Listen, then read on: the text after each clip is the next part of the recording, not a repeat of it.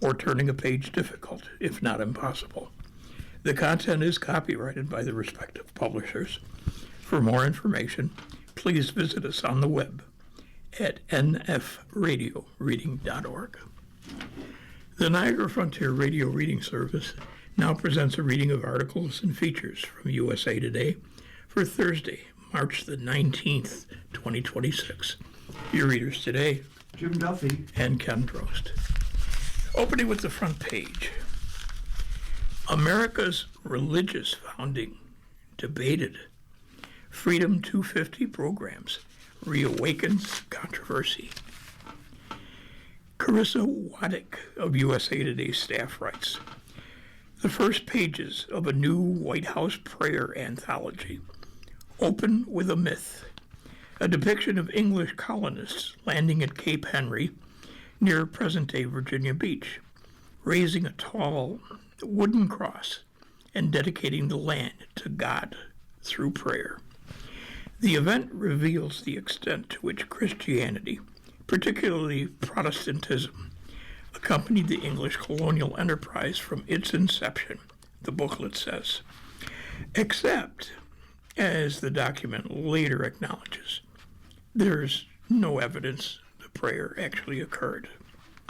Historians and religious experts have raised alarm that its inclusion represents a broader effort by President Donald Trump's administration to recast the nation's origins as explicitly Christian during the country's 250th anniversary year.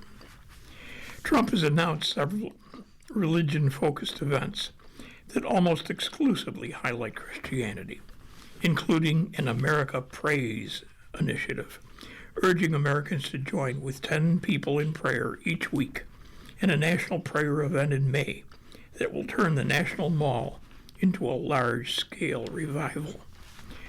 The programming is organized by Freedom 250. That's a quasi-government group Trump created to carry out his vision for the nation's 250th anniversary. It is separate from the bipartisan organization America 250 that Congress created in 2016 to plan the year's signature events. The White House and Freedom 250 say the programming is designed to celebrate the protection of freedom of religion enshrined in the First Amendment of the U.S. Constitution. Past presidents, including Ulysses S. Grant, Calvin Coolidge, and Gerald Ford, have invoked God and religion in speeches during other milestone celebrations. Yet some historians argue Trump's initiatives push the boundaries of the First Amendment, which prohibits the government from establishing an official state religion. We're seeing this effort to undermine the institutional separation of religion and government, said Guthrie Graves Fitzsimmons, Vice President of Programs and Strategy at Interfaith Alliance. Now that's a national, nonpartisan, civil and religious rights organization. Now that strikes at the very heart of what it means to be an American, that you're free to worship, free to pray, or not pray. A quarter of the partner organizations listed on Freedom 250's website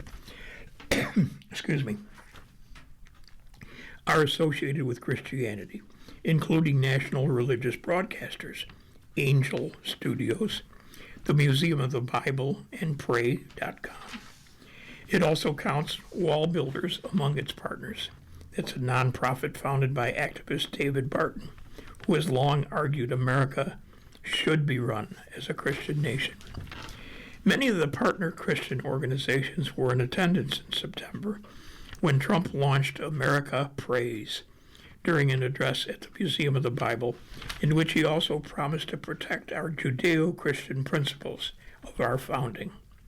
According to its website, as of March 4, Freedom 250 does not have any partners representing faith organizations that are not Christian.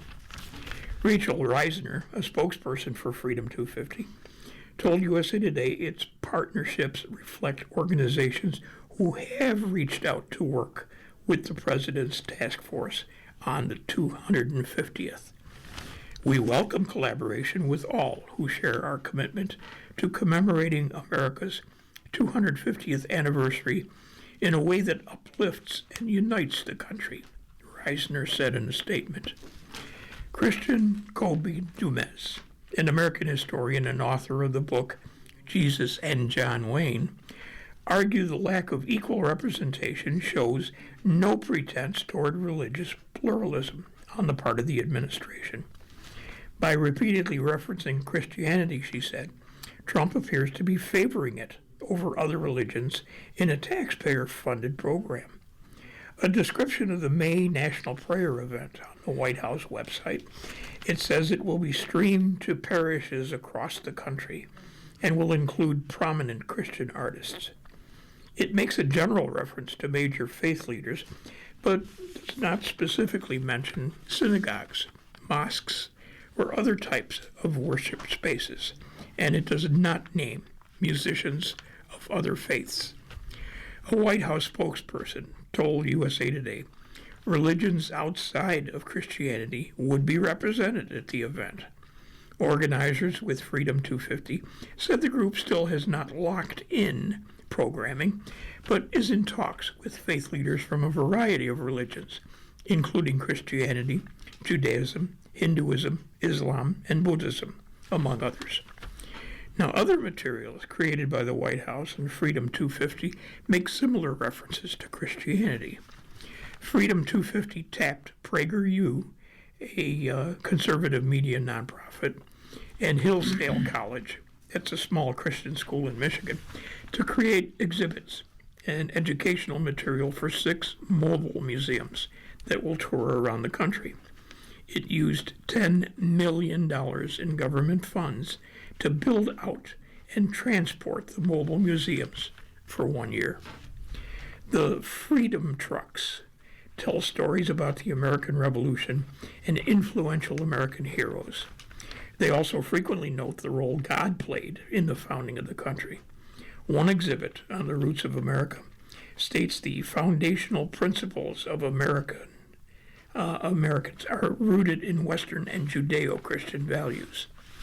PragerU chief executive Marissa Streit told USA Today the references to faith within the exhibits aim to emphasize the perspective of the Christian founding of America and the love of God, faith in God that the founders had.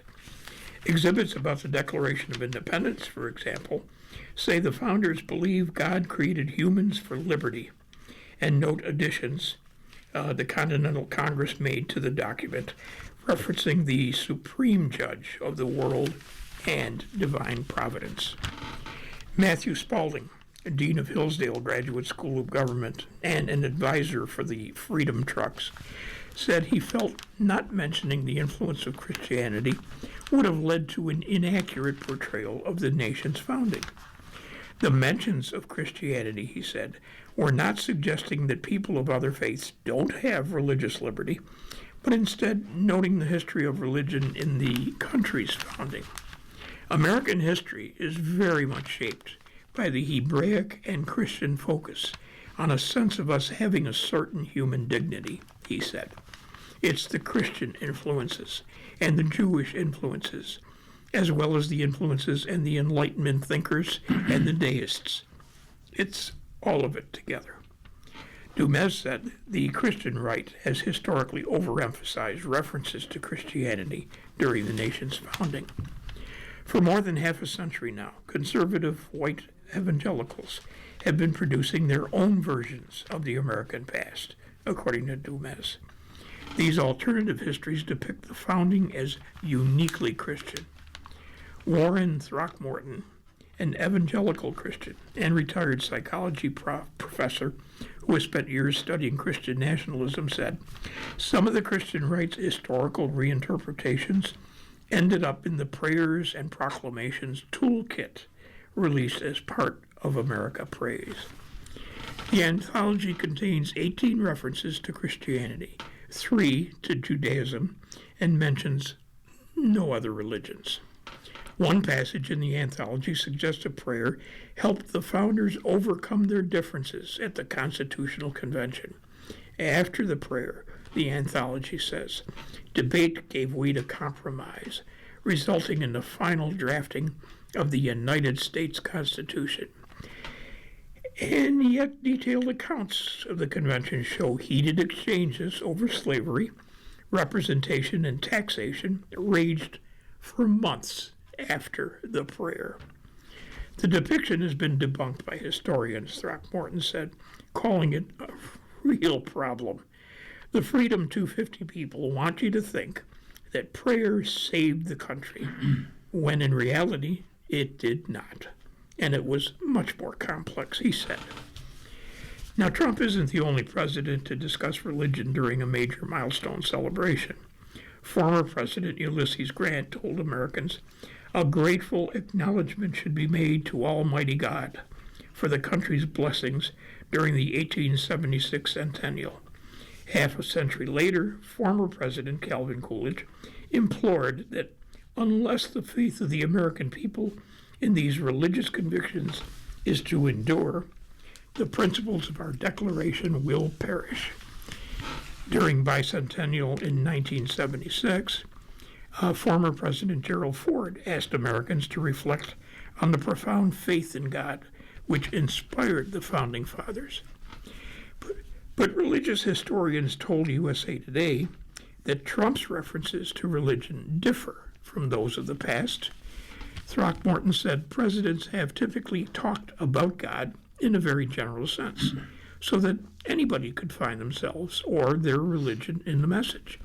The Trump administration, he said, is specifically choosing people to be the face of Freedom 250, evangelical Christians. Now, recent Republican presidents have attempted to appeal to conservative Christians, with Reagan once telling evangelical leaders, "You cannot endorse me, but I endorse you." But there's no record of government-sanctioned and taxpayer-funded events that promote one religion over others. Presidents have First Amendment rights of freedom of expression, just like everybody else. They're more influential because of the position they hold, Throckmorton said, but none of them commit the Constitution to be anything other than what it is. Graves Fitzsimmons, who works to promote religious freedom with the Interfaith Alliance, expressed concern that overt references to Christianity in 250th materials are part of a broader move by the administration to integrate Christianity into government. In early February, the Interfaith Alliance sued the Trump administration over what they said was an illegal lack of religious and ideological diversity on the Department of Justice's Religious Liberty Commission. Now, that commission includes Protestant, Catholic, and Jewish people, but no Muslims or members of other minority religious groups. There is Muslim representation on the group's advisory board of lay leaders. Interfaith Alliance said the move violated a federal law requiring such groups to be fairly balanced in terms of the points of view represented. The debate over religious references in Federal 250 commemorations is really about establishing a vision for what America represents, according to Andrew Whitehead. Now, he's the executive director of the Association of Religion Data Archives at Indiana University Center. Governments are always engaged in creating national myths, he said. It really does come down to which kind of national myths hold today. Everybody has equal rights under the Constitution, or that this country is made by and for white Protestant Christians. Which one? Those are competing narratives.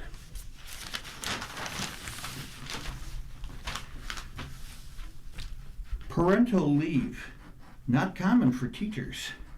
For some with a baby, the only option is to quit. This article is authored by Madeline Mitchell of USA Today. Josette Cordell, 33, gave birth to her daughter, Colette, in April of 2023. As an elementary school music teacher, she didn't have access to paid maternity leave. She used about a month's worth of sick days after Colette was born, and then took 2 weeks of unpaid leave in May before summer break kicked in. I used all of my sick days, Cordell said. When I came back the next August, I didn't have any days that transferred over. I had to start over. Cordell lives in Arkansas. Until recently, Arkansas was like most states in the United States and did not guarantee paid paternal leave for teachers. You're listening to a reading of today's USA Today on the Niagara Frontier Radio Reading Service. The time is 12:15. Continuing, only 15 states and Washington, D.C. require districts to offer paid paternal leave for educators, according to the National Council on Teacher Quality. Alabama, Arkansas, Delaware, Georgia, Maine, Maryland, Minnesota, New Jersey, North Carolina, Oklahoma, Oregon, South Carolina, Tennessee, Utah, and Washington. Among the states that require paid paternal leave, Arkansas is now with Delaware among the only 2 states that offer full pay for up to 12 weeks.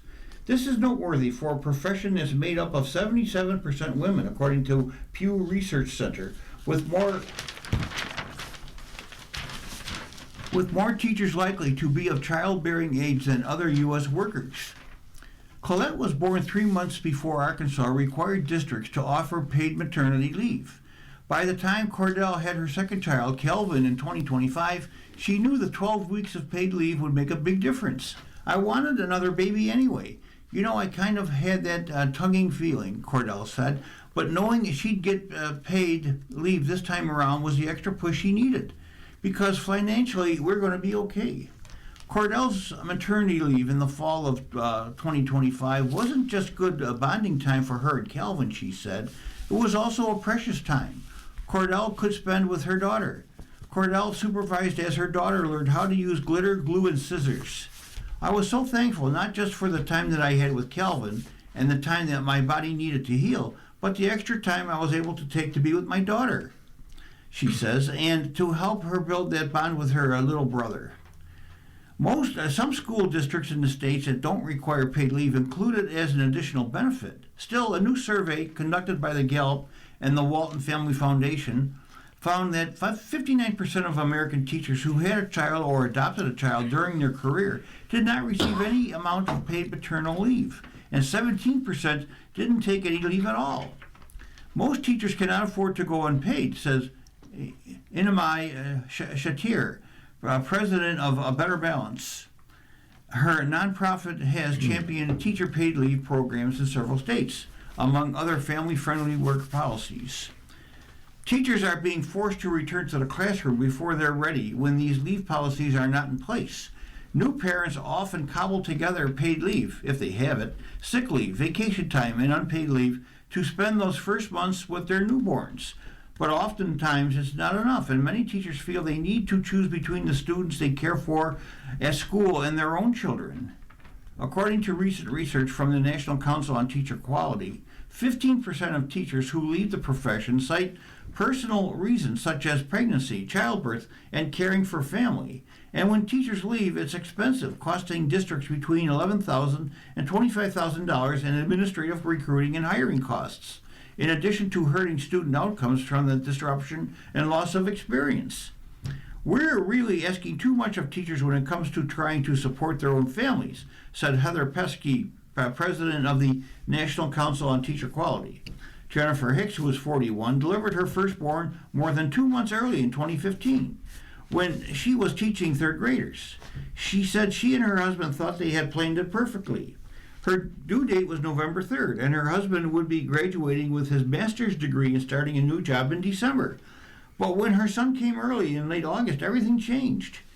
He spent 38 days in the neonatal intensive care unit. It was the most traumatic way to become a mom, she said. The experience later inspired her to write a book about a premature baby.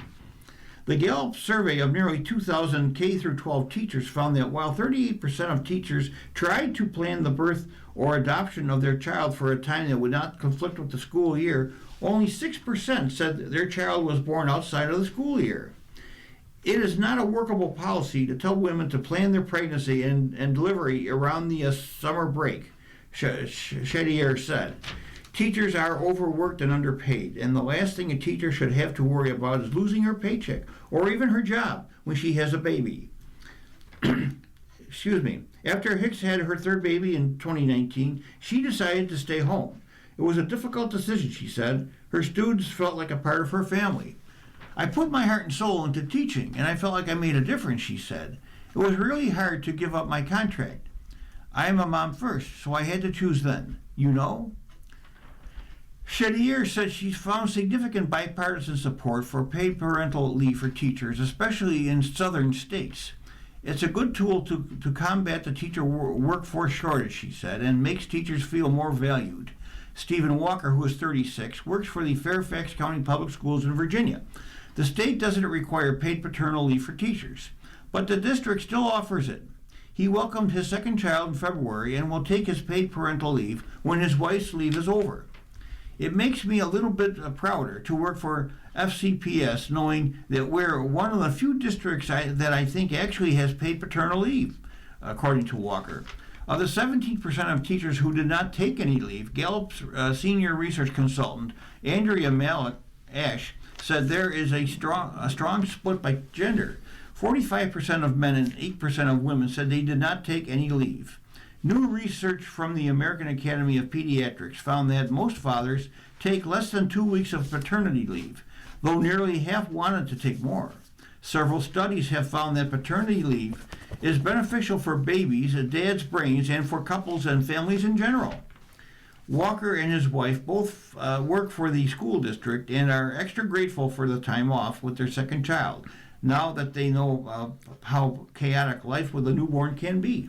It definitely gives peace of mind, Walker said, because now we realize how many doctor's appointments you go to and how many extra days you have to take off even after a baby is born.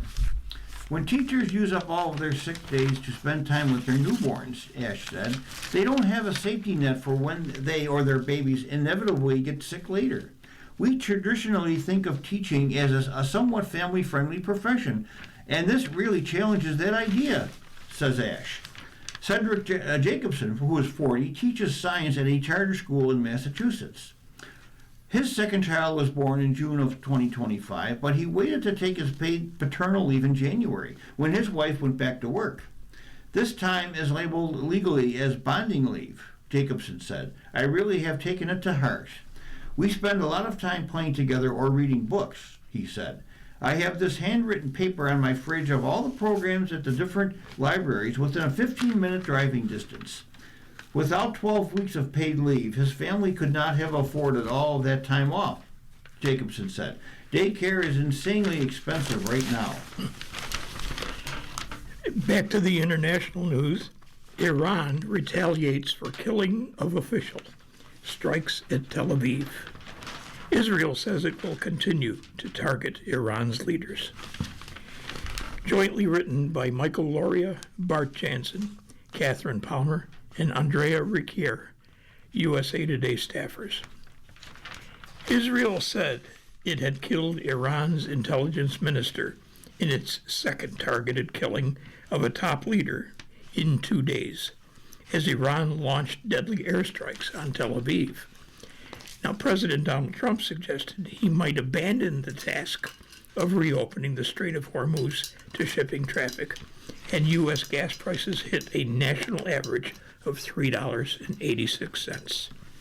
Israeli Defense Minister Israel Katz said the military has been given a free hand to target Iranian leaders after announcing the deaths of Intelligence Minister Esmail Khatib on March 18 and Ali Larijani, a top intelligence official and negotiator, the day before. Shrapnel from Iranian cluster munitions killed a man and a woman outside Tel Aviv in retaliatory strikes for Larijani's death, Iranian state media reported. It was unclear whether the pair died in a direct strike or from debris from a missile interception. The killings now bring the death toll in Israel to at least 14 and underscores Iran's continued capacity to strike from a distance, despite more than 2 weeks of U.S. and Israeli attacks. Trump, who has criticized European countries for not contributing minesweepers and other support in the war on Iran, questioned whether those countries should instead be left to reopen the Strait of Hormuz to commercial shipping. Now, the strait is a key shipping lane for 20% of the world's oil, and Iran's attacks on oil tankers have closed off a significant volume of shipments. The shortage has driven up fuel prices worldwide, but Trump has noted that the United States gets only 1% of its oil through the strait and argued that allies in Europe and Asia who rely more on it should step up. I wonder what would happen if we finished off what's left of the Iranian terror state and let the countries that use it, we don't, be responsible for the so-called strait. Trump said on social media March 18, that would get some of our non-responsive allies in gear and fast. Trump issued a 60-day waiver to the Jones Act. White House Press Secretary Carolyn Leavitt announced March 18 in a move designed to ease disruptions to the U.S. oil market amid the war in Iran. This action will allow vital resources like oil, natural gas, fertilizer, and coal to flow freely to U.S. ports for 60 days, Leavitt said in a statement. The Jones Act is a century-old law requiring that shipping between U.S. ports be completed by U.S. vessels. In a 2023 working paper, the National Bureau of Economic Research suggested that waiving the law could reduce fuel prices.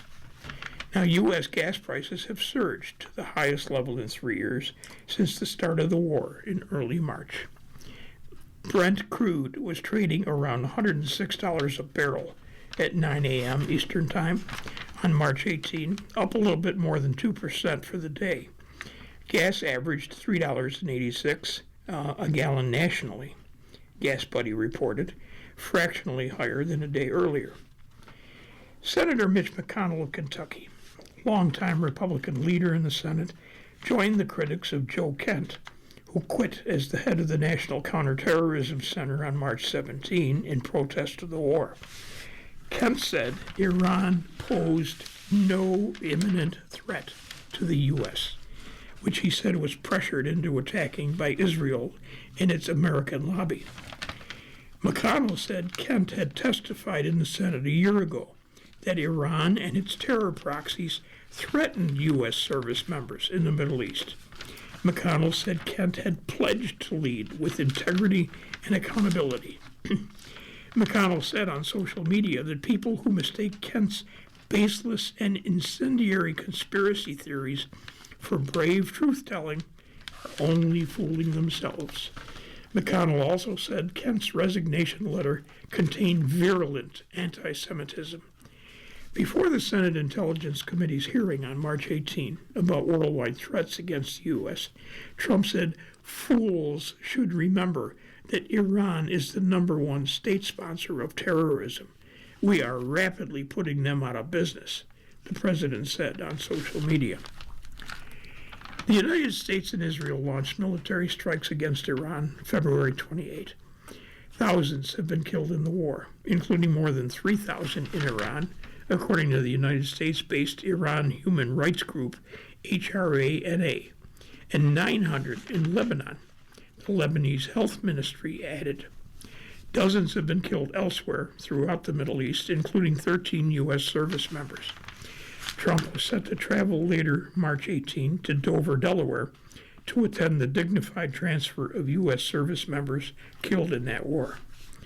The president also attended the transfer of 6 troops on March 7. Vice President Vance attended the event for a 7th soldier March 9. A majority of Americans disapprove of Trump's handling of the war on Iran, according to a weekly poll from The Economist and YouGov.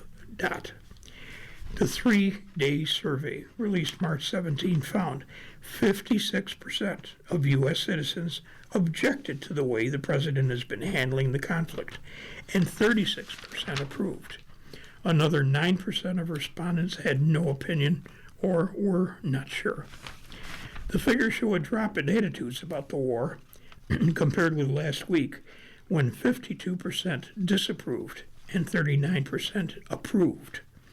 The pollster said the decline is almost entirely among independents because opinions among party lines remains entrenched. Almost all Democrats disapprove, and a significant majority of Republicans do approve. The poll surveyed 1,595 adults, March 13 through 16, and has a margin of error of plus or minus 3.3 percentage points. You're listening to a reading of today's USA Today on the Niagara Frontier Radio Reading Service. The time is 12:30. White House offers concessions amid DHS stalemate. The administration still opposes ban on masks, from Zachary Shermel of USA Today. Seeking to end the rapidly worsening shutdown of the Department of Homeland Security, the White House has offered to expand the use of body-worn cameras for federal immigration enforcement agents and limit their activities at churches, schools, and hospitals. But a month into the crisis, the Trump administration is holding firm on one of the more contentious parts of the debate to reform the 9/11-era cabinet agency, opposing any kind of ban on masks for law enforcement officers. The concessions were detailed in a March 17th letter to Senate Republican leaders from top Trump administration officials about the status of negotiations between the White House and congressional Democrats.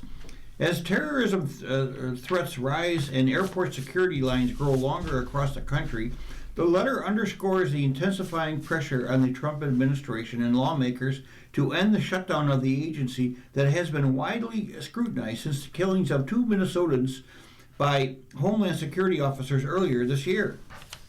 It also emphasized just how entrenched Republicans and Democrats remain in their respective political positions, even as the shutdown's impacts multiplied by the day.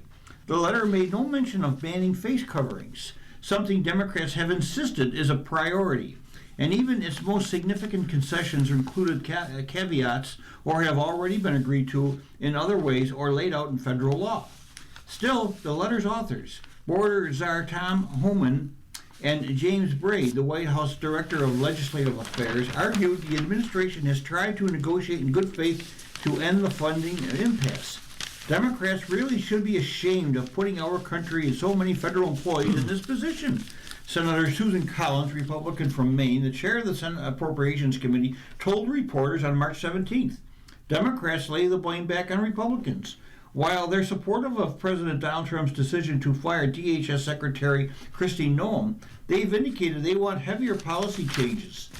A change in personnel is not sufficient, House Minority Leader Hakeem Jeffries, Democrat from New York, said on March 16th. We need a change in policy. We need dramatic, bold, meaningful, and transformational changes so that ICE conducts itself like every other law enforcement agency in the country. What else did the White House offer?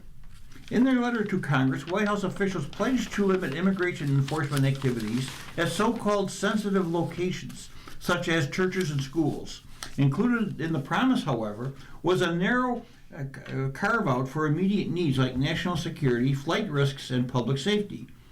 Though there was no statement of support for a mask-wearing ban, the administration said it would require federal agents to say who they are upon request. Undercover officers would not be subject to these requirements, according to the letter. Officials also promised not to deport or knowingly detain any U.S. citizens except when the person violates a state or federal law that makes the citizen subject to arrest. In recent weeks, Democrats have repeatedly tried to pass bills that would support other critical parts of the DHS, such as the Transportation Security Administration and Federal Emergency Management Agency. More than 300 TSA agents have resigned since the shutdown began, and call-out rates are rising rapidly, creating airport security hurdles and risks of potentially shutting down smaller airports in the future. Yet Democrats have purposely left out funding for immigration and customs enforcement and customs and border protection from those proposals while negotiations with the White House continue. Fund FEMA, not ICE. Representative Rosa DeLauro, the top Democrat on the House Appropriations Committee, wrote on social media last week. A pretty clear cut. Any funding bills that ignore ICE and CBP are non-starters for Republicans, according to House Speaker Mike Johnson. As one of the primary agencies responsible for protecting the homeland, Customs and Border Patrol plays an irreplaceable role in our national security framework, he told reporters on March 17th. This is not a game. On March 18th, House Democrats plan to move forward with a vote to fund only the less controversial parts of DHS.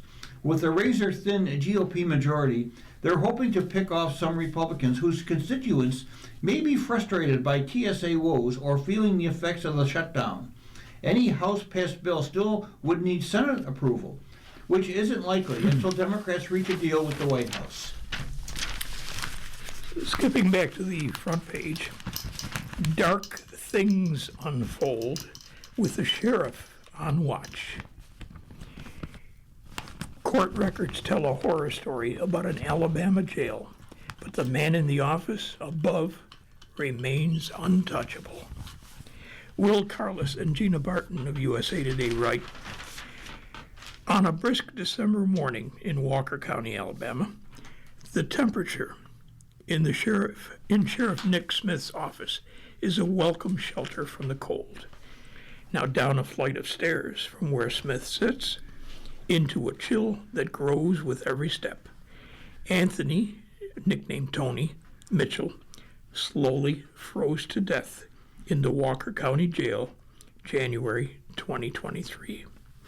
About 100 feet from the sheriff's office, jailers who worked for him jeered as Mitchell shivered in his own waist, according to court records. A short walk from his cell, a group of guards beat a man until one of their uniforms was soaked with his blood, according to court records. They bribed the prisoner to serve as their enforcer. They pummeled a man so hard they broke bones. 3 years later, none of this has come back on Smith.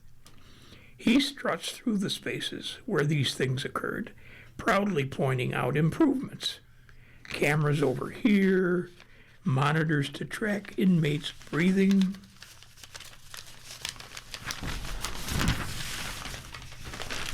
Supplies stacked in the bare cell where Mitchell once lay dying. That cell's never being used again, he says, passing by it. Now, despite his outward calm, Smith is a man under siege. His watery blue eyes, narrow set, preternaturally unblinking, reveal no stress. Under his reign in the rural Alabama county, 20 employees, that's nearly half the jail staff at the time of Mitchell's death, have been indicted in a federal case that also included 5 healthcare contractors. As of early March 13, defendants had pleaded guilty, admitting they violated the dead man's civil rights in the jail. Smith ran from upstairs. Another employee entered a guilty plea in a different incident. Now, court records detail abuse, neglect. One of the arresting deputies stomped on Mitchell's groin as he lay handcuffed on the ground. A jailer tased Mitchell in his cell. He depended on the guards for water, but they rarely brought him any. He needed medical care. They would not unlock the cell door for the nurses for 2 weeks. When they finally took him to the hospital, he was unconscious and cold. And still, Smith remains in power. He has not been charged in connection with Mitchell's death. If he wins an upcoming election, a felony conviction may be the only thing that could force him out of his office. In Alabama, it's extraordinarily difficult to get rid of an elected sheriff. The local district attorney has filed unrelated misdemeanor charges against him, but Smith is fighting him. Even if he's convicted, he won't automatically lose his job. They're not felonies. A state board has voted to strip him of his law enforcement certification for the same reason. But under Alabama law, sheriffs don't need to be certified. The Walker County Commission says Smith has the authority to run the sheriff's office as he sees fit. And while he faces 3 challengers in his bid for a 3rd term, plenty of Walker County residents believe he's going to win, despite the violence that unfolded just down the stairs from his office. He needs to be held accountable for the failures of a sheriff and a man that he is, said Ryan Cagle. Now, he's a local pastor and an activist who's worked to keep Mitchell's memory alive. Not as some supervillain, but this is Southern Gothic. Just a ridiculously deep and dark and wicked thing. Tony Mitchell had been spiraling since his father died a few months earlier, according to his sister Miranda. Like so many in Appalachia, he had fallen into an abyss of drug abuse and paranoia. When Tony appeared at his cousin Steve Mitchell's door on January 12, 2003, Steve didn't even recognize him. Tony looked to have lost more than 50 pounds, according to court documents. Wearing socks, but no shoes. The temperature hovered around 60. The disheveled man stooped, his dirty clothes hanging off his lanky 6'5" frame like a scarecrow. He was ranting about portals to heaven and hell, and said the remains of his brother, stillborn in 1984, were hidden in a box in the wall of his home. He needed Steve's help to retrieve the box and put it in the portal to heaven. Terrified, Steve dialed 911, asked for an ambulance.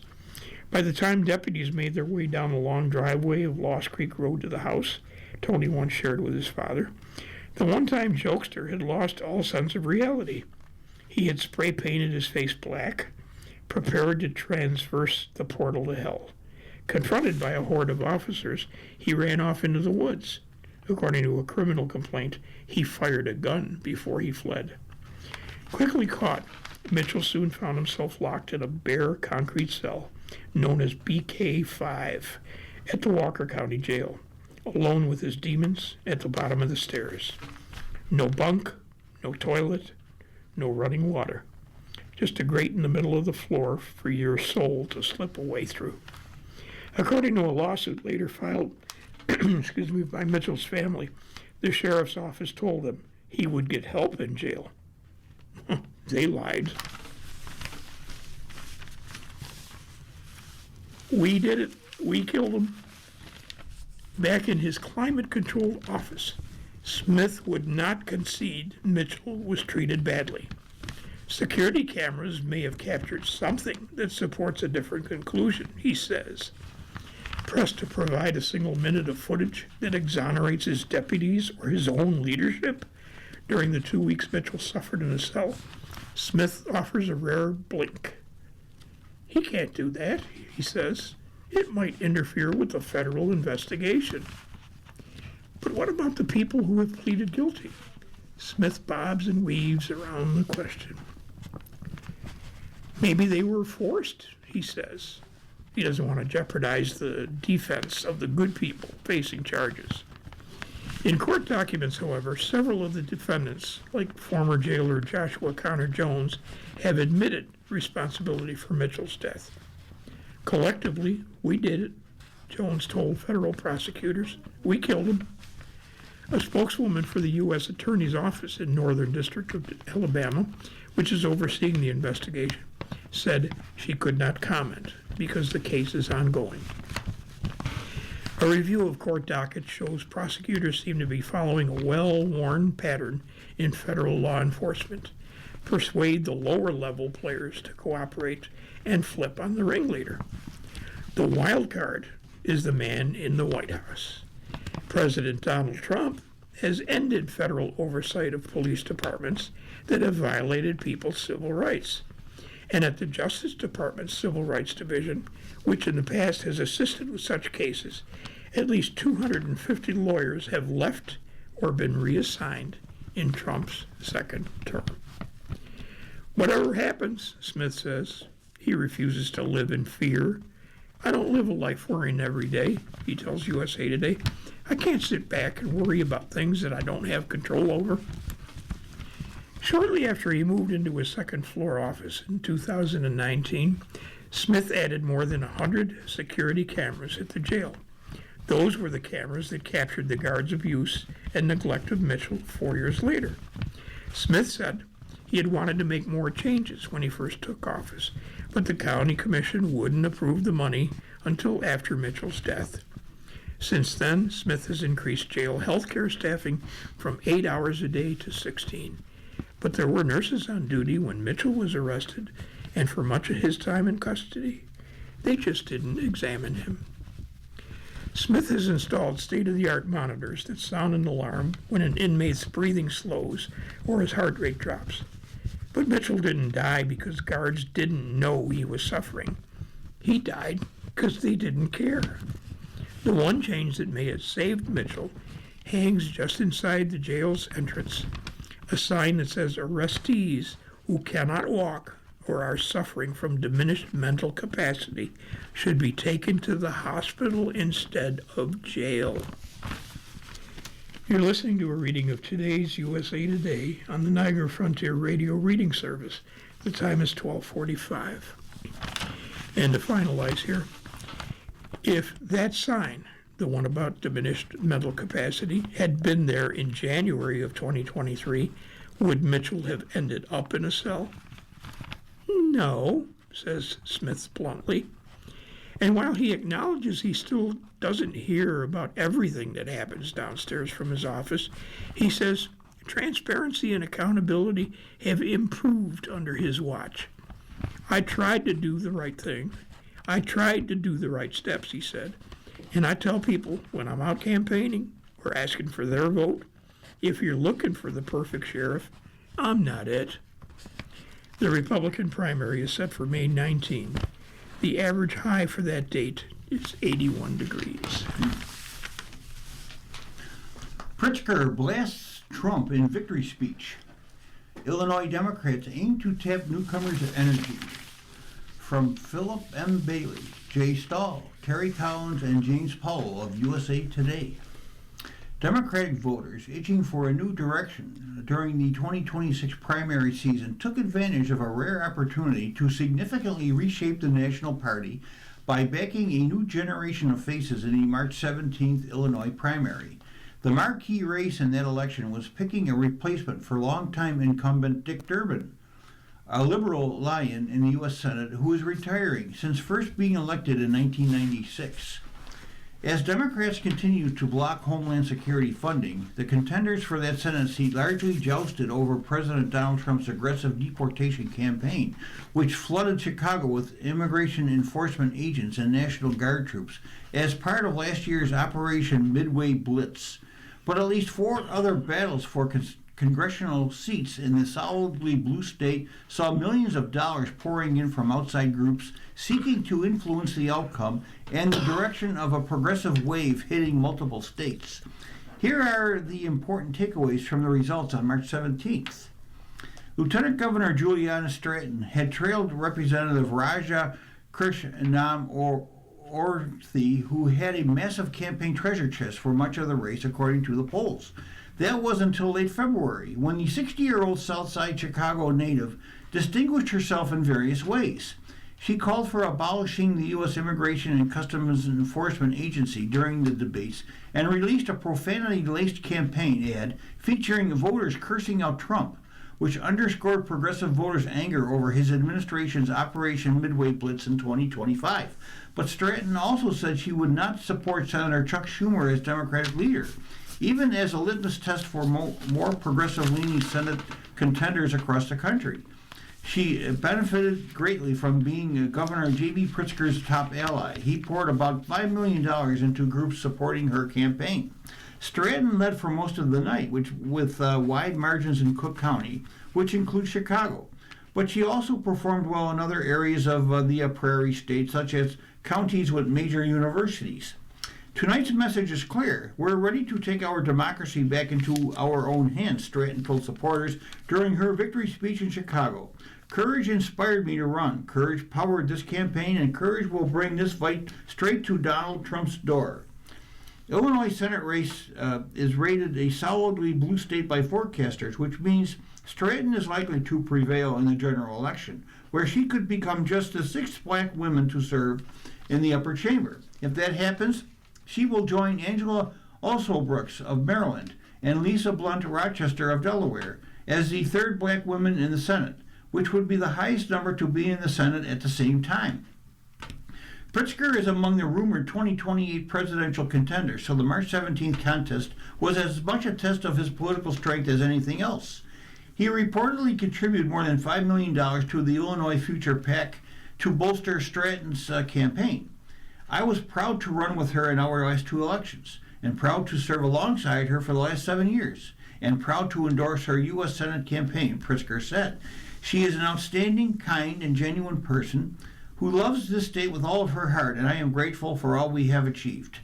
Pritzker was on the ballot too and sailed to the Democratic nomination for a 3rd term after running unopposed. He will face Republican Darren Bailey in a rematch from the 2022 election.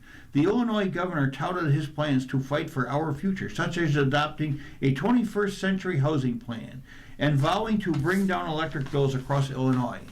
He also used the March 17th victory speech to slam Trump, referring to the president as the GOP's dear leader. He also called Trump the carnival barker-in-chief and commander-in-thief, while speaking out against the immigration enforcement campaign in the state last known as Operation Midway Blitz. Trump hasn't spared the Illinois leader either. During the unusually light-hearted presidential turkey pardon before Thanksgiving, he called Pritzker a big fat slob during the ceremony. It was a lucky day for the 3 buzzy newcomers and a returning lawmaker who are expected to join Congress this fall after snatching competitive primary wins in Illinois on St. Patrick's Day. Donna Miller beat Jesse Jackson Jr., son of the late civil rights leader, stalling his political comeback attempt, winning his former seat covering Illinois' 2nd congressional district, while Sean Ford will replace Danny Davis in the 7th congressional district, both in the heart of Chicago. Former Representative Melissa Bean ran to reclaim her old seat in Congress from departing Krishnamurthy, representing the 8th congressional district that covers the city suburbs. And Evanston Mayor Daniel Biss prevailed over Kat Abanzugaila, a well-financed Gen Z opponent and an influencer among a large field of opponents in Illinois' 9th congressional district. The newcomers arrive amid calls for Americans for a generational change in politics. One feature of the Illinois primary for Congress focused on the role played by the American Israel Public Affairs Committee, or AIPAC, in those races. Groups with ties to the pro-Israeli group have spent about $21 million on these races at a time, when progressives are turning against the U.S. ally over how it prosecuted its war in Gaza. A Quinnipiac University poll released this month, for instance, found 62% of Democrats believe the United States is too supportive of Israel. Bean, who left Congress a decade ago, was considered a more moderate contender in the 8th District race, where he prevailed over Junaid Ahmed, a progressive in a race largely defined by their differing views on Israel. AIPAC spent roughly $665,000 in ads against Ahmed, whereas other progressive groups involved in the race, namely Justice Department's PAC, doled out about $56,000 in attack ads on Bean. But in another contest, the AIPAC prevailed candidate didn't prevail. Progressive Change Campaign Committee, an influential liberal group, noted this win came despite the pro-Israel group spending about $5 million in ads attacking him and Abu Ghazala while boosting State Senator Laura Fine in that race. The real debate inside the Democratic Party is not whether progressive economic policies appeal to voters. Progressive Change Campaign Committee co-founder Adam Green told USA Today in a statement, It is whether candidates who genuinely believe in those ideas can compete against industries willing to spend millions to co-opt that message in support of candidates who will never actually challenge power. Among the congressional races that caught the nation's attention, this victory over former journalist and activist Abu Zaga showed that credibility built with voters can outlast a social media juggernaut. Abu Gaza boasts more than 650,000 followers on social media and led the field in fundraising with over $3 million since launching her bid, according to campaign finance data. But critics of the 26-year-old influencer called her an outsider for having moved to the state just 2 years ago. Bliss, who is 48, served in both chambers of the Illinois State House before taking on the mayorship in Evanston, home of Northwestern University. Both have similar progressive platforms and confronted several agents during the Operation Midway Blitz. But like many of the other races in the state, criticism of Israel and AIPAC support became a defining feature of the home stretch. The internecine battle on the party's left edge also demonstrated the perils of a coalition failing to coalesce around a singular candidate. It appears that Abu Ghazala will fall short of the nomination by fewer votes than the votes garnered by fellow Palestinian candidate Brusha Amiwala. The latter denounced the late support she received from a super PAC that, according to the New York Times, shares vendors with AIPAC. Abu Ghazala supporters called on Amiwala to drop out of the race in the comments on the Instagram video of Amiwala rejecting the PAC's support. Moving on to the money section briefly. Many are getting delay notices instead of paper refunds. The IRS was on track to send more than 830,000 notices. Susan Tompor of the Detroit Free Press writes, taxpayers who expect a federal income tax refund are ending up with the wrong kind of paper when they would prefer a paper tax refund check. They're getting an IRS notice instead of seeing their refund cash. The IRS was on track to send more than 830,000 notices, officially called IRS Notice CP53E, by mid-March, to individual taxpayers who failed to include their bank account information on their tax returns. Now that's according to a letter dated March 9 and sent by two Democratic congressional leaders, U.S. Representative Danny Davis of Illinois and Rep. Terry Sewell of Alabama, sent to Scott Bessent, the IRS's acting commissioner. The letter raised concerns about the new rules relating to the end of paper tax refund checks during the 2026 tax season. Having reviewed the IRS notice and called the IRS phone lines, we learned that there is no simple process for these taxpayers to request an immediate release of their refund by paper check without waiting at least 10 weeks, according to Davis and Sewell. Effectively, the president, unilaterally, through his executive order, is causing undue hardship on millions of Americans by delaying their paper refunds for months. The delay is not mandated by the Internal Revenue Code, according to the March 9 letter. The IRS is not allowing people to update their bank account information by calling a toll-free number. Instead, taxpayers who receive these letters are being asked to take several steps, and they're being told that they can only update bank account information at this point by accessing their IRS online account within 30 days of receiving their official notice. And the IRS states, if you do not respond to the notice, we will issue a paper check after 6 weeks. For updates on your refund status, visit Where's My Refund? Yep, one massive headache is ahead for those who expect a refund but don't provide bank account information when filing a 2025 federal income tax return. Making matters worse, some taxpayers in these situations can be financially vulnerable or lack much of a support system. You're listening to a reading of articles from USA Today for Thursday, March the 19th, 2026, on the Niagara Frontier Radio Reading Service. We will return for more readings after the short break. Your readers today, Jim Duffy and Ken Drost. Hello, listeners. Today's a big day. Your Niagara Frontier Radio Reading Service is celebrating 39 years on the air, serving listeners with reading disabilities. Could you help us celebrate this with a donation of $39? Here's what you'll be supporting. We're the only service of its kind in New York State, west of Albany. Our programs are free to the 100,000 plus people across western New York, Rochester, Syracuse, and southern Ontario unable to read print. Programs are available through a special radio we'll loan listeners, through our website, in our mobile app for iOS and Android devices, and in the major podcast services like Spotify and iTunes. All of our programs are produced by volunteers, currently 160 strong. There are few other services available for listeners to get human-voiced audio versions of some 80 national and local newspapers, magazines, and New York Times best-selling books. Your Niagara Frontier Radio Reading Service survives on the generosity of individual donors. We receive no regular government funding. If you're able, we would appreciate a donation of $39 or any amount by mailing a check to our studios at 1199 Harlem Road, Cheektowaga, New York, 14227, or clicking on the Give button in the top right corner of our website, nfradioreading.org, and choosing Where Needed Most.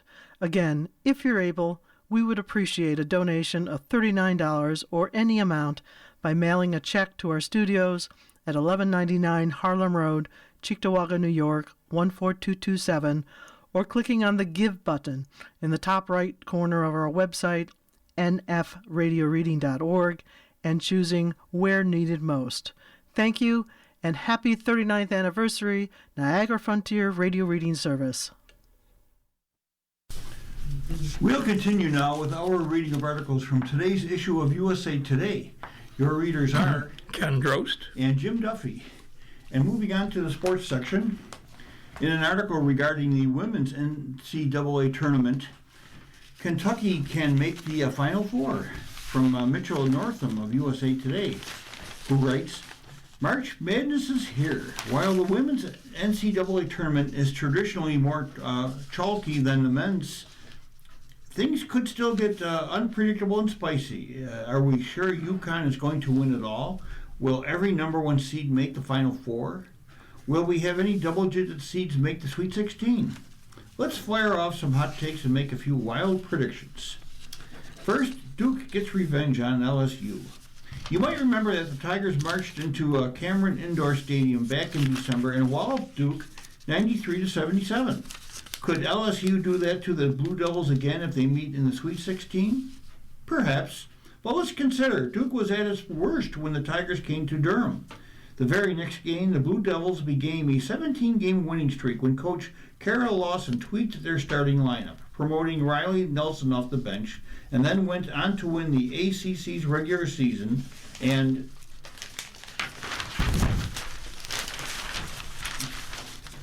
tournament titles. Lawson also has a pretty good pedigree in run-back games, where Duke gets a second crack at a team in a single season after losing to them earlier this year. Just look at last season. Duke lost its first meeting with the North Carolina, then beat the Tar Heels in their second and third matchups.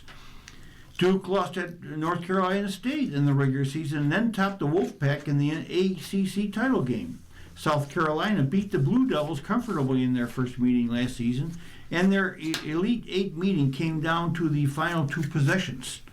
Should Duke see LSU again, it'll be better prepared. Southern Cal loses to Clemson in the first round. Overcoming the absence of Juju Watkins has been difficult for the Trojans this season.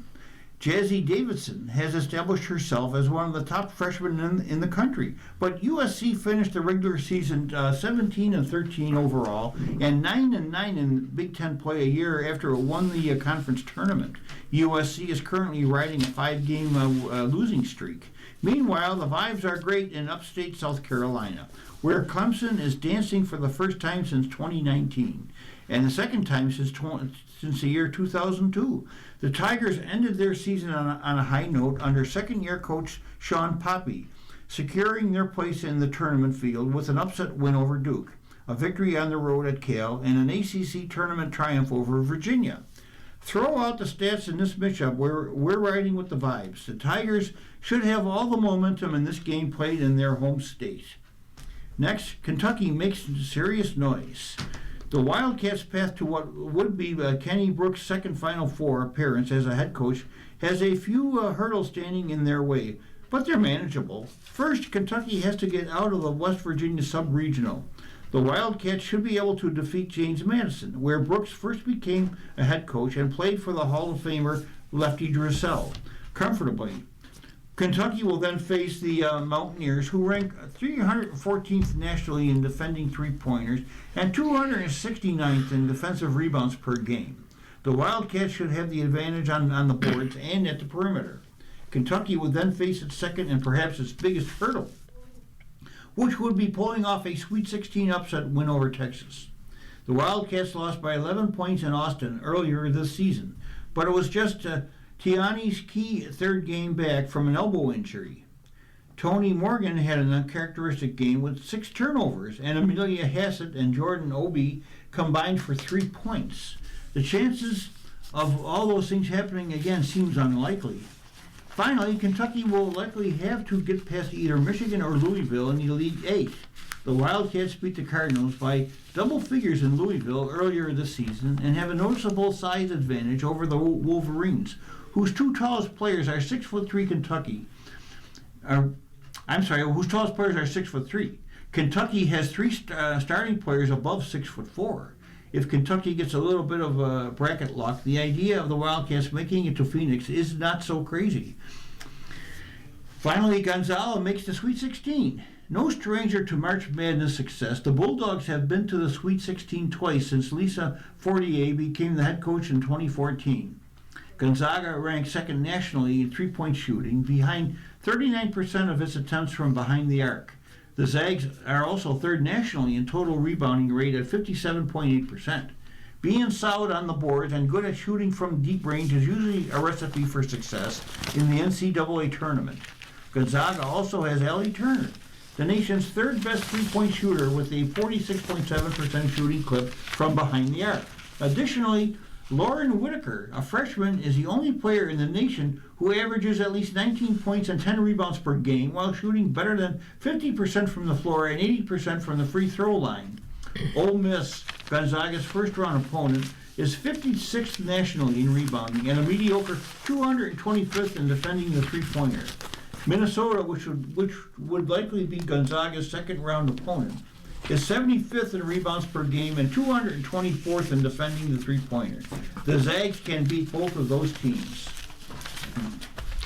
WNBA players reach a deal in principle on the new CBA. Sydney Henderson and Megan Hall of USA Today staff write, after more than 17 months of negotiations, the Women's National Basketball Association and the Women's National Basketball Players Association agreed in principle to a collective bargaining agreement March 18. A person with knowledge of the situation confirmed to USA Today Sports. The person spoke on condition of anonymity because they're not authorized to speak publicly about ongoing negotiations. WNBA Commissioner Kathy Engelbert, WNBPA Executive Director Terry Carmichael Jackson, Union President Nneka Ogwumike, Vice Presidents Brianna Stewart and Alicia Clark, along with Treasurer Brianna Turner from the Union Committee, addressed on-site media shortly after tentatively reaching an agreement. Details, including the number of years, have not been finalized. Neither the WNBA Players Union would comment on specifics of the deal. ESPN reported the new salary cap would start at $7 million. That's up from $1.5 million in 2025. And the average revenue share for the players would be nearly 20% across deal. Up from 9.3% under the old deal. As for player salaries, according to the report, the Supermax would be $1.4 million average in range of $600,000 and the minimum of about $300,000. Now, after the deal's agreed to in principle, a term sheet will need to be signed and then go to the players for a vote and then a board of governors for ratification. Engelbert said the season will start on time, May 8. Training camp begins April 19. The WNBA also needs to conduct free agency and expansion drafts for the Portland Fire and Toronto Tempo. A timeline for those two items was not provided immediately. First, I just want to thank you for your endurance through this process. Especially, I know it's been a long week. I just want to say we have aligned on key elements of a new CBA together. Engelbert said in a statement, "We still need to finalize a formal term sheet, but the progress made in these discussions marks a transformative step forward for players in the league. It underscores a shared commitment to the continued growth of the game." So, we'll share additional details as they become available. We just had some congratulations with each other. It's been obviously a process, but we're very proud to be leading women's sports. These players are amazing. We're going to have an amazing 30th season tipping off in May. The deal is expected to increase players' salary nearly fourfold from last season. The league will have million-dollar players for the first time, entering its 30th season. The agreement reflects the league's continued growth over the last few years, reflected in attendance, viewership, and investment. The deal is going to be transformational, Stewart told ESPN. It's going to build and help create a system where everybody is getting exactly what they deserve and more from on-the-court and off-the-court aspects. Just excited that we can tell our fans that we're going to be back. In a statement, Ogwumike said, "The revenue-sharing system, which was a major sticking point throughout negotiations, is going to fuel exponential salary cap growth. Average player compensation will be more than $500,000, while facilities, staffing and support, housing, and retirement will also be improved." The new CBA agreement ends a tense, month-long back and forth between the Players Union and the league, including 8 days and over 100 hours of marathon negotiations between March 10 and 18, just to get the deal over the line. We're really grateful to be able to come to a deal, Ogwumike told ESPN. We're proud of ourselves, and quite frankly, we've always told you all we were going to stand on business, and that's what this looks like. Now, with this agreement, the league has had 6 CBAs in its history, including 1999, 2003, 8, 2014, and 2020. The previous CBA, signed shortly into effect in January 2020, just after Engelbert was named the league's first commissioner in 2019, was set to expire after 8 seasons in 2027. The Women's National, however, exercised its right to opt out of the agreement in October of 2024, amid unprecedented growth in the league, putting the 2020 CBA expiration date on October 31st of last year. WNBA players brought CBA negotiations to the spotlight during last year's WNBA All-Star Game in Indianapolis in July, where all participants came out in black warm-up shirts that read, "Pay us what you owe us." We see the growth in the league, and as it stands, the current salary system is not really paying us what we're owed, Ogwumike said in July.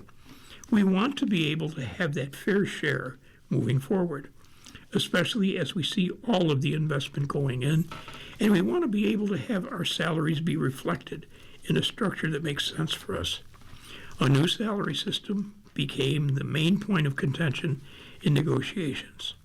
Although Engelbert noted the league wanted to significantly increase player salary and benefits, and that's with quotes around it, and create a transformational deal for players, both sides proposed different ways of doing that. The WNBA proposed a fixed salary cap and salary system separate from revenue. Negotiations reached a boiling point in October of last year when the sides released competing statements about who was at fault for the impasse. At the time, the BPA, the Players Association namely, alleged the league offered more of the same in one of its latest proposals, while the WNBA accused the Players Association of disseminating public misinformation.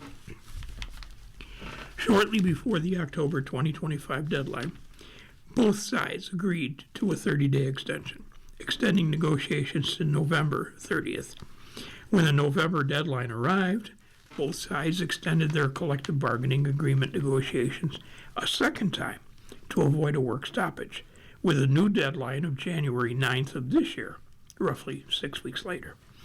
In December, the players voted to strike if the CBA negotiation impasse continued with the league. Ultimately, both sides did not reach a new CBA agreement by January deadline, entering a status quo period and then a moratorium to continue negotiations. Amid ongoing talks, the WNBA set a March 10 deadline as the new date by which a term sheet for new CBA must be completed to avoid a delay in the start of this year's season. After the March 10 deadline passed, Engelbert set a deadline of March 16. You're listening to a reading of today's USA Today on the Niagara Frontier Radio Reading Service. The time is 1:15. And returning to our sports front page, put up or shut up? Sorry, but Big Ten isn't ending men's NCAA title drought this year. From Nancy Armour, a columnist of USA Today, who writes, maybe next year, Big Ten. The conference still doesn't have a basketball team that can win the men's NCAA tournament and give the Big Ten its first title since the year 2000. That much is obvious after Michigan, which spent most of this season in the top 3 of the USA Today Sports Coaches poll, including 5 weeks at number 1, struggled throughout the conference tournament before finally losing to Purdue in the title game. Oh, the Wolverines are still number 1 seed in the Midwest region, but Michigan looks like one of those teams that peaked too early and has a Sweet 16 or Elite 8 exit written all over it. This loss makes us know that we are not unbeatable. We can lose games too, Ade Mara said after the 80-72 loss to Purdue on March 15th. We cannot relax during games. We've just got to keep learning, keep improving, and make sure we don't relax during games. That's a lovely sentiment. But when you need a reminder of that at this stage of the season, you're already cooked, as are the Big Ten's big hopes for ending its title drought. There was a time the Big Ten was as much a constant in the list of NCAA champions as Indianapolis was in the list of Final Four host cities. But you have to go back to Michigan State's Flintstones in the year 2000 since the Big Ten men's team has won it all. That might not sound like that long ago, when you realize that was in the quaint old days of the Big Ten still having 11 teams. However, it might as well be ancient history. It's not that Big Ten hasn't had its chances. 8 teams from the conference have made the title game since 2001. Another 7 teams have made the Final Four. Once there, however, it's been clear the Big Ten wasn't on the same level as the ACC, SEC, and the Big East. Michigan was supposed to be different. It has the Big Ten Player of the Year in Axel Lendeborg, the Defensive Player of the Year in Mara, and an elite point guard in Elliot Cadeau. The Wolverines won all but 2 games during the regular season and went unbeaten in road conference games. They were explosive on offense and tenacious on defense. Yet Michigan didn't look like a team capable of a title run during the Big Ten tournament. The Wolverines seemed to be on their heels for most of the tournament, responding rather than setting the tone. Against Wisconsin, the Wolverines led by 15 with less than 10 minutes to play, but needed a last-second three-pointer from Lendeborg to avoid overtime. In the title game, Purdue opened the second half with a 13-4 run, and Michigan never recovered. Even after the Boilermakers center Oscar Clough picked up his 4th foul with 5 minutes and 31 seconds still to play, he was able to bang at will down low, scoring 7 of his 21 points in the closing minutes. I think we let Cliff get in deep catches, and he was able to score like really easy baskets around the rim, Maris said. Let that sink in for a second. Michigan's had 3 players on the Big Ten's all-defensive team, Lendeborg, Mara, and Morez Johnson Jr. Nobody should be getting easy baskets on those guys, certainly not at this time of the year. As for Lendeborg, though in good form against Purdue, he was 4 of 7 from deep and finished with 20 points. He wasn't a factor offensively against Ohio State and for the first half against Wisconsin. Michigan also lost a turnover battle in each of those games. even though it only has 7 against Purdue. The Boilermakers had all of 2. We didn't want this to happen. We planned to go 3 of 3. Big Ten title, Big Ten tournament, championship, NCAA, Namari Burnett said. But this is a part of the process, and we're going to use this as fuel into the next month of basketball. Again, it's a little late for that. As for the Big Ten's other top-tier teams, well, Nebraska, Illinois, and Michigan State left the tournament without winning a game. Nobody eats their own quite like the Big Ten, but that doesn't bode well for the next 3 weeks. The conference's best hope might actually be Purdue, which played last weekend like the number 1 team it was when the season began. It's a great sign, Purdue coach Matt Painter said. There's a lot of teams, and we've been one of those teams before, that just have played great and then all of a sudden get into the tourney time and not play as well. It's a little bit of a mix. You've got to keep working toward getting better. With hopes for an NCAA title dimming once again, it sounds like an assignment for the entire Big Ten. And on the golf, grinding Hovland set to defend. Adam Schupak of Golf Week writes, Victor Hovland is golf's smiling assassin. But the great irony is he's rarely happy with his game. I'm just actually a deeply unhappy guy, Hovland said with his trademark smile on March 17. He was at the Innisbrook Resort, where he's defending his Valspar title this week on the Copperhead course. It's just, I guess how I'm built and made up. And I'm not always so smiley when I'm out there making bogeys or double bogeys and stuff. But I guess that kind of comes with the smiliness, and in general, I would say. Now, Hovland is his toughest critic. And while winning the Valspar Championship last year gave him an outward sense of joy, he could not hide his true feelings about the way he struck the ball on his way to shooting a final round 68 to edge Justin Thomas by 1 stroke and capture his 7th and most recent PGA Tour title. I hit a lot of disgusting shots, but they just happened to go where I was looking, he said during his winner's press conference. Reflecting back on it a year earlier, Hovland called it a special week, after having shot 80 a week earlier and made his latest coaching change. My putter was really clutch there, coming down the stretch particularly, he said, and really just capitalizing on a few good iron shots coming down the stretch. But Hovland has recorded just 3 top 10 finishes since his victory at Valspar, and the search continues to rediscover the magic of the 2023 season when he won the FedEx Cup and seemed destined to win majors. Hovland split with Grant Waite after nearly a year working together and reunited with T.J. Yaten, who he worked with briefly early in 2025. Now, it's becoming old hat for Hovland to shuffle through swing coaches the way some pros play musical chairs with their caddies. I feel like every single person that I work with, I've gotten good information. I don't seek out dumb people. I find the smartest people that I deem are out there, and I really listen to them. And I've learned a lot from them, he said. But I obviously got to filter that information and make that applicable to myself. And there's some information, some, bits and pieces kind of resonate with me more than others. And then I kind of, that's how I go about it, try to filter out the information the best that I can. What TJ's been telling me has resonated a lot. Been seeing a lot of good stuff in practice, Hovland added. Now, in his first 2 starts since the coaching change, Hovland has finished T13 at both the Arnold Palmer Invitational and the Players' Championship. But the Norwegian is more interested in the process than in the results. Now, I may be wired differently, but I take more pleasure, I guess, or I get more satisfied when I see that I'm hitting the shots that I want to hit. I know that I'm really good at golf. I can overcome a lot of things, but it doesn't give me a lot of confidence week in and week out if I have a lot of things to overcome.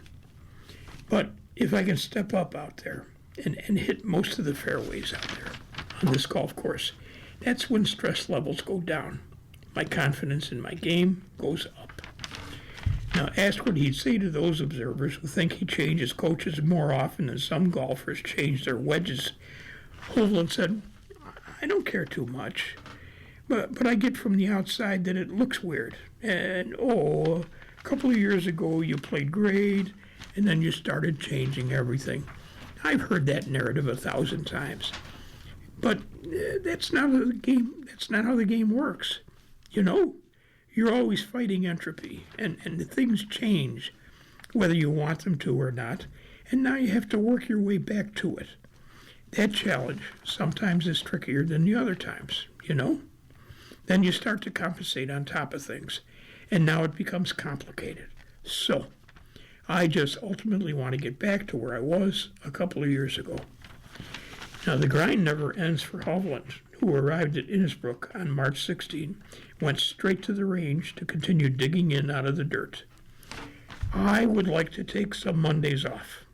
I think my trainer would definitely want me to do that, Hovland said. But it's hard for me to take time off and relax when I don't feel like I'm in a state where I feel like I deserve to take one. I feel like there's some things, I have great ideas in my head, always constantly trying to problem solve and see what works. And if I have an idea, I want to just go out there and test it and see if it works. If it doesn't, okay. How do we move on from there? So ideally, in a perfect world, if I was playing great golf, I would probably take yesterday off and just relax. But that's not where we're at, so we're going to have to go out there and practice. I just want to get where I can expect to be in contention, instead of like, I hope I end up there. In an article about NFL football, Waddle winners, losers, go beyond traders. From Nate Davis of USA Today. Just when it appeared NFL free agency had died down, and it's a fair assessment given most of the big names have signed new contracts, the league unleashes another sizable curveball, this time in the form of its latest blockbuster trade. The Miami Dolphins agreed on March 17th to deal wide receiver Jalen Waddle to the Denver Broncos in a package that also sent a first and third round pick from Denver back to South Florida. What does the offseason's latest bombshell mean for a rebooting club and another that fell just shy of the Super Bowl last season, and even more broadly than that? The winners and losers are from the Waddle swap. First, the winners. Jalen Waddle, a premier player who has averaged better than 1,000 receiving yards during his 5 NFL seasons, despite predominantly playing second banana to Tyreek Hill in Miami. Waddle will now likely become a centerpiece of Denver's attack, which has been on the periphery of the top 10 league-wide in Coach Sean Payton's 3 seasons in the Rockies.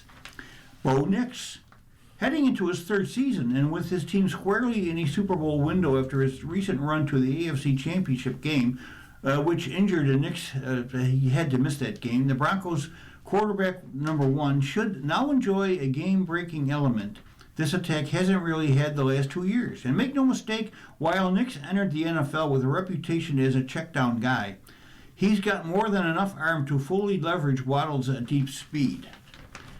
Davis Webb, Denver's new offensive coordinator and play caller, should also benefit from a shiny new toy that Payton hasn't had at his disposal recently.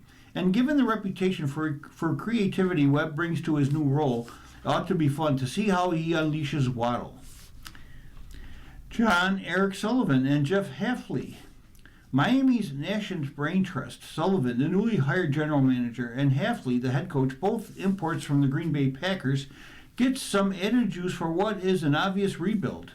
The win-loss record may not be pretty in 2026 when the Dolphins will also be working off most of their Tua Tagovailoa salary cap debt, but owning 3 of the draft's 43 top picks should provide a needed infusion of youth and talent with brighter days hopefully ahead. The 2026 NFL Draft wide receivers. The supply at the position is regarded as plentiful this year, and while the demand might be somewhat zero-sum, given the Broncos' need is now Miami's, the Dolphins, who pick 11th overall, now have an opening higher up in the draft board. You're listening to a reading of today's USA Today on the Niagara Frontier Radio Reading Service. The time is 1:30. Continuing now with the losers. Malik Willis. Miami's newly signed quarterback one doesn't have an obvious wide receiver number one at this point in time. Maybe the added draft capital eventually resolves it, especially in a year when there seems to be both encouraging quality and quantity at the position. But in the interim, Willis will be throwing to guys this spring unlikely to have a high-end impact in the fall. Devon Aknane.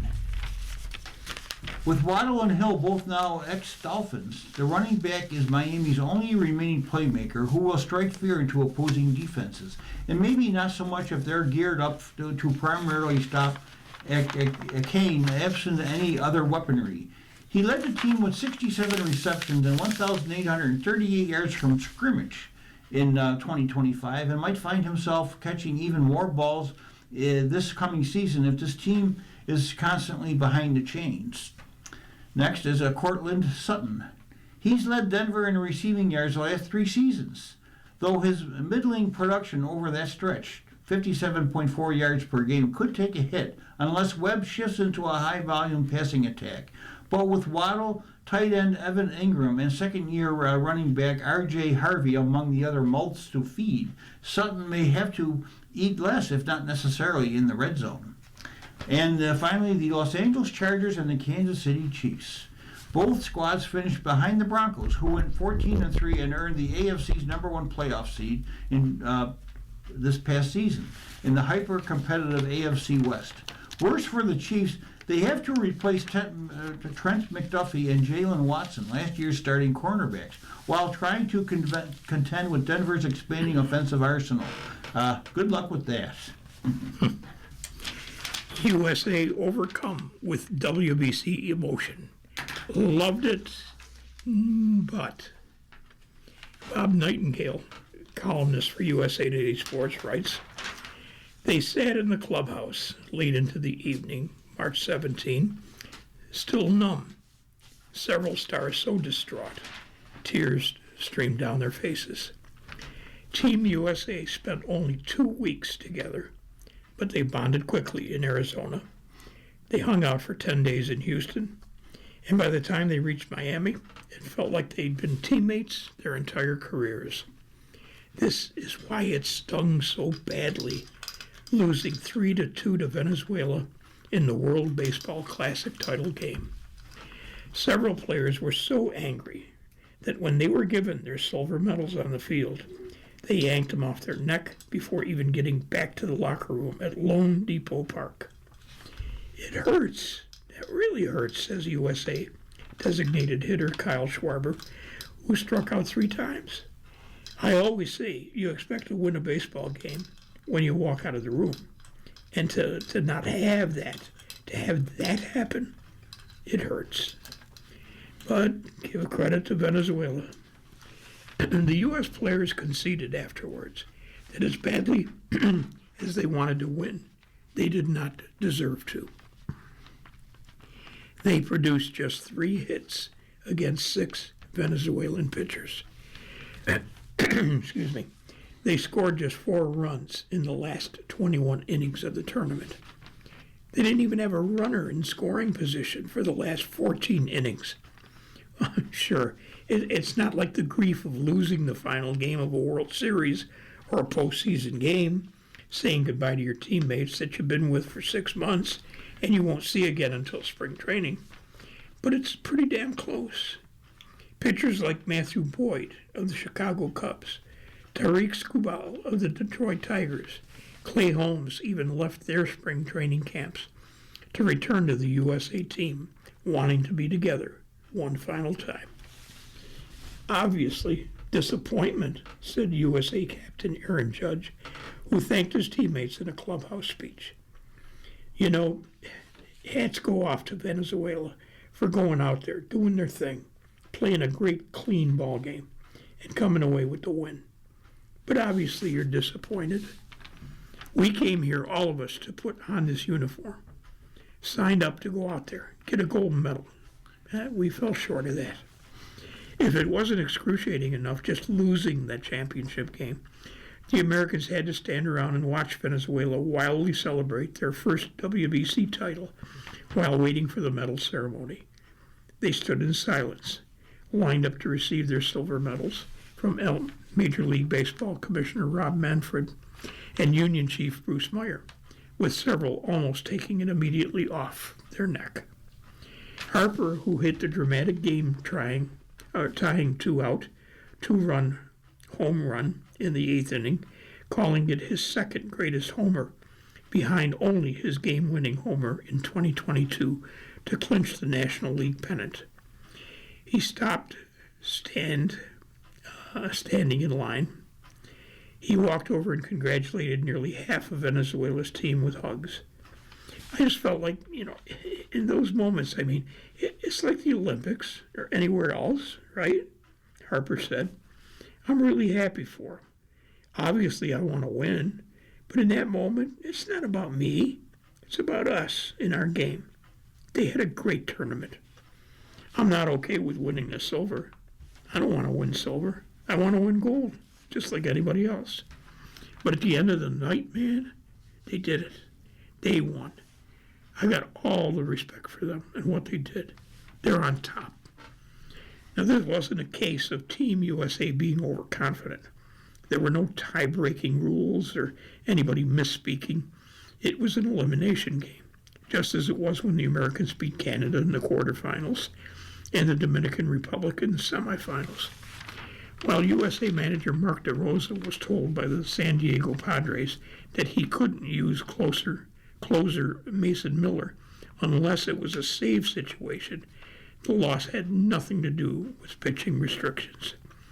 Venezuela was playing by the same rules, with manager Omar Lopez saying he received messages from 3 teams instructing him not to use their relievers this game. While USA even had a day of rest, Venezuela was playing back-to-back nights after beating Italy in the semifinals, March 16. We were feeling at home. MVP Miguel Garcia said, there were more Venezuelan fans than American fans. We were used to this at stages, but not the American players, and that was clear during the game. There is no favorite in baseball. Look at Italy.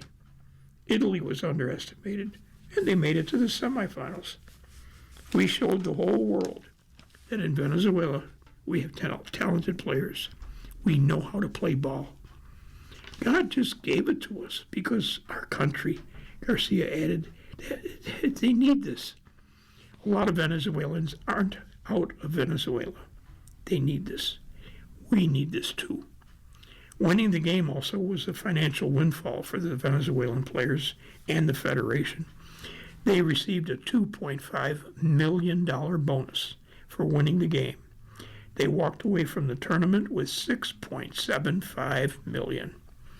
It's going to be divided equally between the players and the Federation, giving the players about $112,500 apiece. But that's chump change on a team filled with stars. They just desperately wanted that gold medal, particularly after losing to Japan in the last WBC in 2023. They're likely going to meet up again in the summer of 2028, with MLB players expected to play in the Olympics for the first time. Baseball is in a really good spot, Harper said. There's a lot of young talent in all countries. I think the world saw that baseball is a great game. A lot of fun to watch, and the culture from every other country and ours, it's just one of the best sports in the world. To be able to bring them together, and teams together, players together. To do that these last 2 weeks, it's been a blast. The players leaving Lone Depot Park nearly 2 hours after the game boarded the team bus and headed back to their hotel. They're going to pack their bags and return to their spring training camps on March 18. The players who train in Arizona will be provided a charter flight by MLB to Phoenix. The 2026 season starts in a week. But for these players, they're going to have to overcome a severe emotional letdown. That's tough to play for your country in front of a raucous sellout crowd one night and then be returning to surprise Arizona the next, like Bobby Witt, Garcia, and Salvador Perez of the Kansas City Royals. It was action-packed out there, Judge said. It was incredible getting a chance to see all of the fans coming out, cheering, screaming. They're on their feet from the very first pitch. I loved it. Judge then paused, took a deep breath, and exhaled.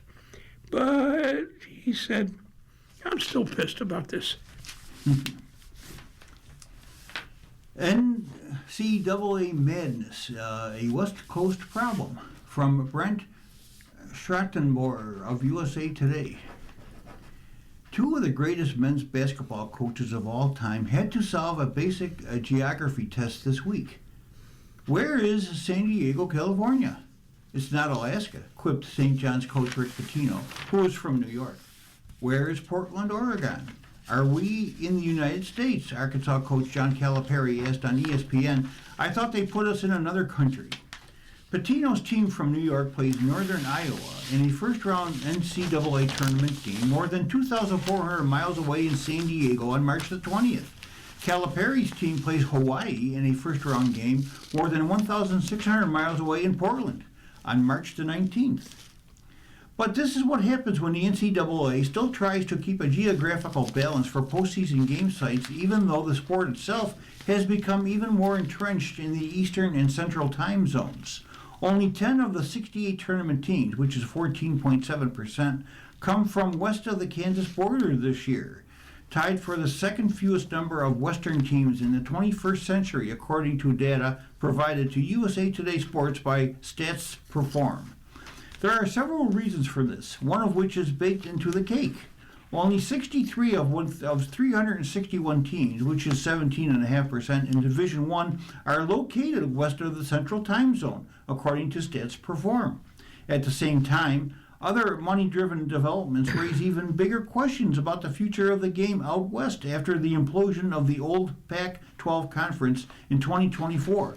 A seismic shift that left zero-power conferences headquartered west of Metro Dallas.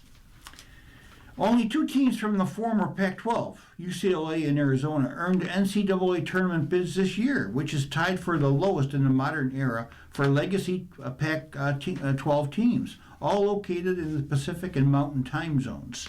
Just 10 years ago, this former Conference of Champions earned 7 bids to the tournament. Just 2 years ago, a record 16 teams west of Kansas earned NCAA bids, including 4 from the Pac-12. But then UCLA and Southern Cal left the Pac-12 to earn more money in the Big Ten, based in Chicago. Oregon and Washington followed them there, while Colorado, Utah, Arizona, and Arizona State left for the Big 12, based in Texas. The result is more crowded competition in the Big Ten, now with 18 teams, and the Big 12, now with 16 teams. UCLA earned one of 9 NCAA bids for the Big Ten, but now plays a first-round game in Philadelphia, after playing in the Big Ten tournament last weekend in Chicago. We're not concerned with travel, UCLA coach Mike Cronin said this week. We're experienced at it. The NCAA still tries to make this easier. It says so right in its guidelines for geographic placement of teams in the tournament. Teams should remain as close to their home region as possible based on mileage, the guidelines state. In theory, this would ease the travel burden on teams and help maximize attendance at games. But tournament game sites are set years in advance, and there's only so much the selection committee can do if only 4 teams earned bids from California. As a result, 3 of the 8 teams playing in first-round games in San Diego this week are from New York or Philadelphia, but only one is from California, which is number 13 seed Cal Baptist from Riverside. This isn't ideal from a business standpoint if the goal is to sell tickets and cultivate the next generation of fans in California, a state that not only has the most people, but also a rich hoops history, at least until recently. In men's and women's basketball, the state has the most combined NCAA tournament winners, Final Four, a most outstanding player, and NCAA tournament winning coaches since 1939, with 37, according to a recent study by BetMGM. John Calipari says we only have to fly 6 hours. Of the 4 regions in the bracket this year, one is still called the West Region, whose championship will be decided this month in San Jose, California. The problem is there might not be many local fans to watch it there. Only 5 of the 16 first-round slots in the West Region are from teams west of Kansas. Only 2 of those 5 are among the 5 highest seeds in the region. Number 1, Arizona, and number 3, Gonzaga.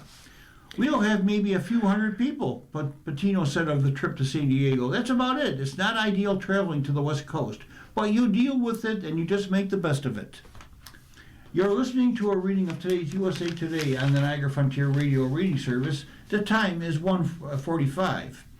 Continuing, Calipari's team was scheduled to depart for Portland early on March 17th.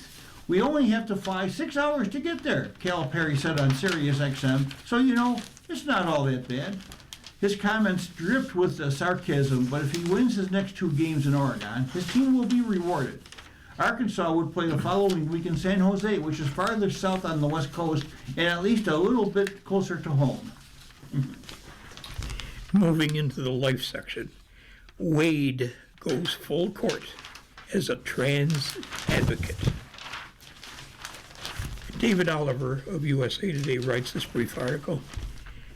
Dwayne Wade is a basketball star, a philanthropist, and the father of a transgender daughter named Zaya. He's been outspoken in his support for the 18-year-old, and amid an increasingly hostile environment for LGBTQ+ rights, he's walking the walk.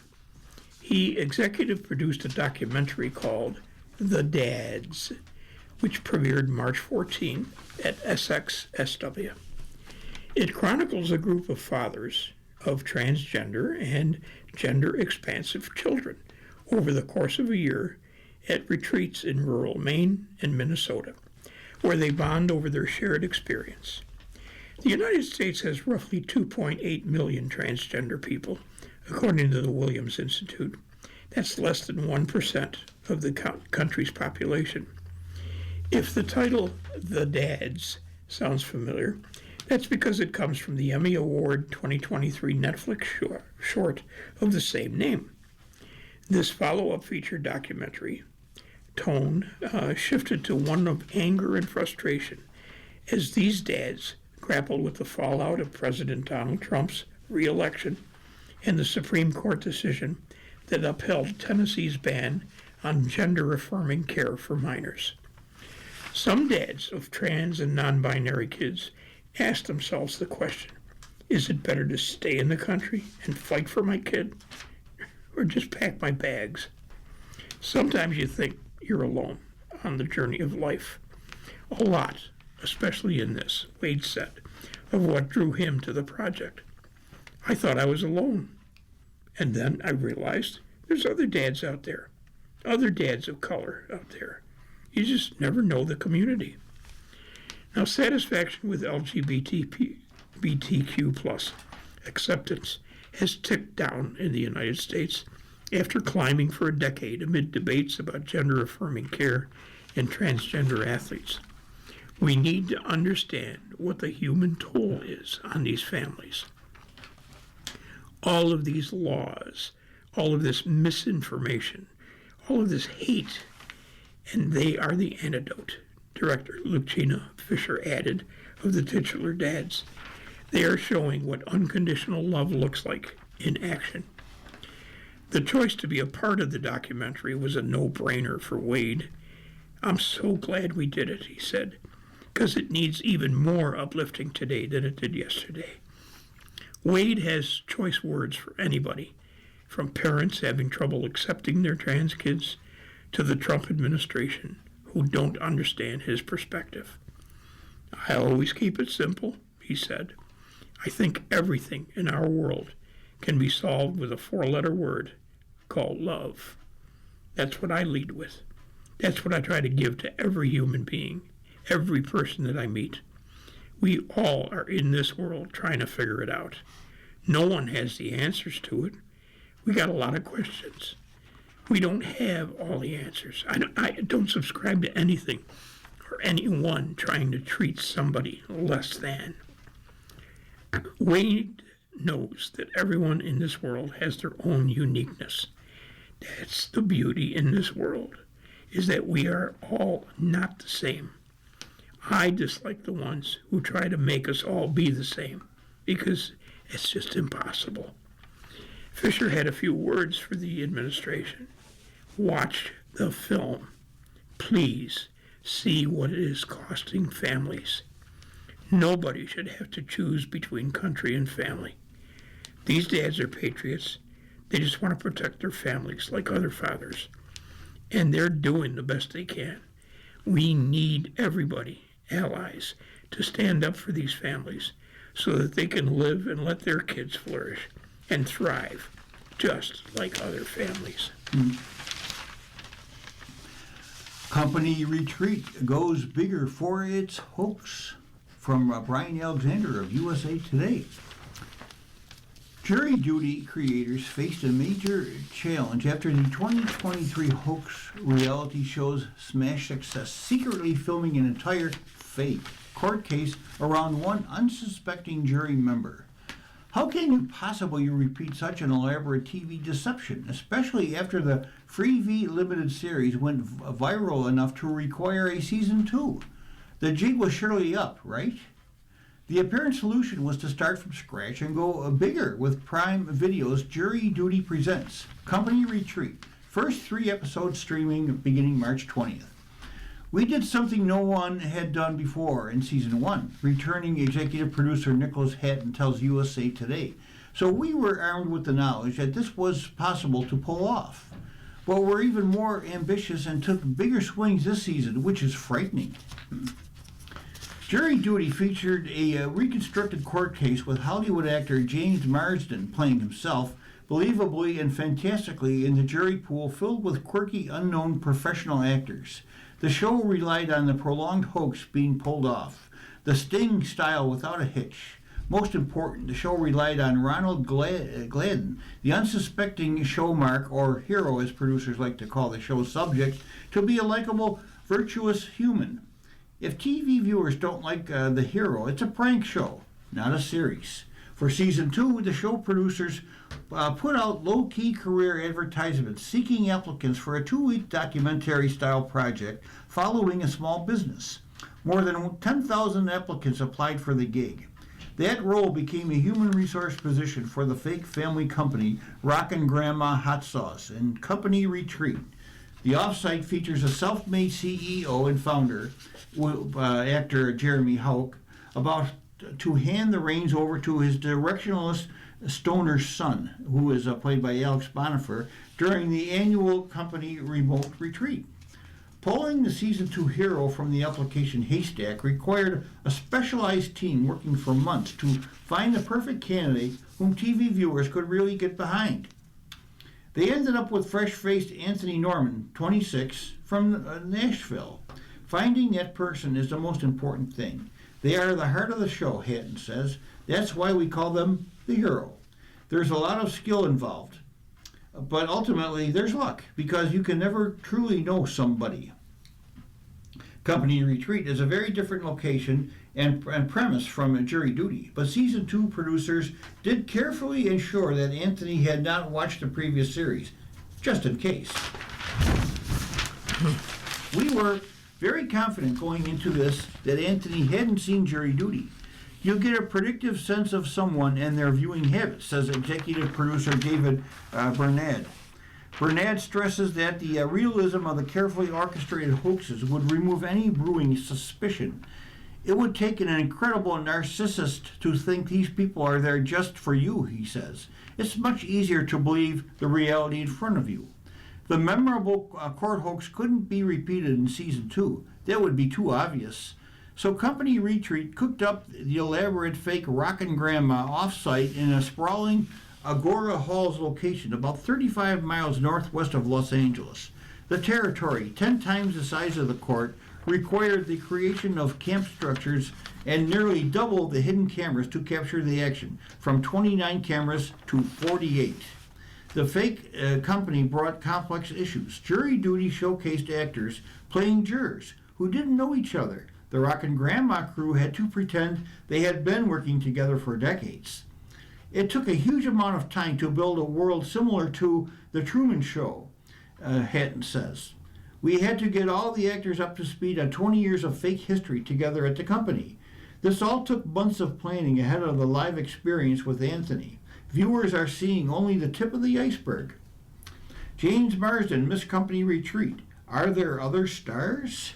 Bringing back James Marsden, who realistically played a narcissistic version of himself, wasn't going to happen again in Company Retreat. Marsden remains an executive producer. A celebrity does appear late in season 2, but we won't spoil it, because it works. Did they really fool Anthony in Company Retreat? Yes, the question is, did Company Retreat pull off the Anthony hoax? Producers are convinced hero Anthony was unaware of the elaborate deception until the end. I've been doing this for a decade now, and you know when people are being inauthentic, and the audience would know too, Hatton says. I'll swear on anything sacred that this show doesn't work without it being real. That's the joy of it. You can't fake authenticity, and you can't script it for ads.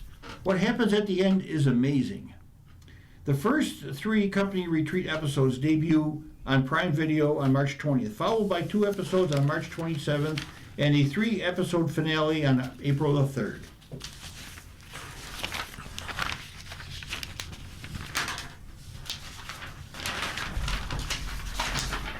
You've been listening to a reading of USA Today for Thursday, March 19th, 2026.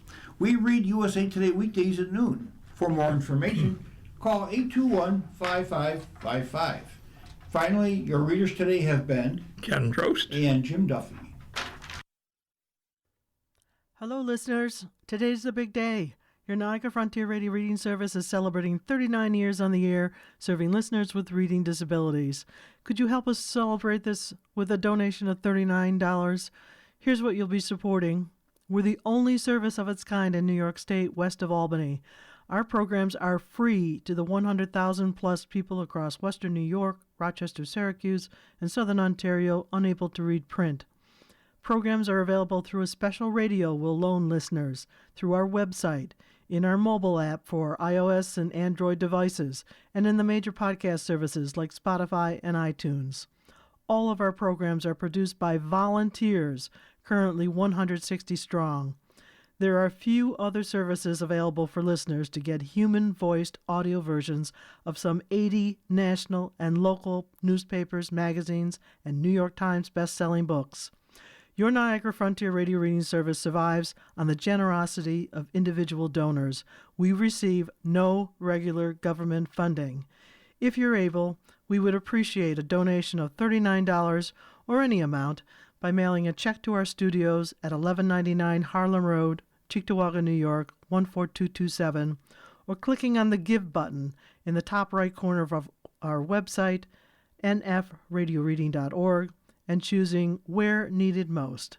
Again, if you're able, we would appreciate a donation of $39 or any amount by mailing a check to our studios at 1199 Harlem Road, Cheektowaga, New York, 14227, or clicking on the Give button in the top right corner of our website, nfradioreading.org, and choosing Where Needed Most.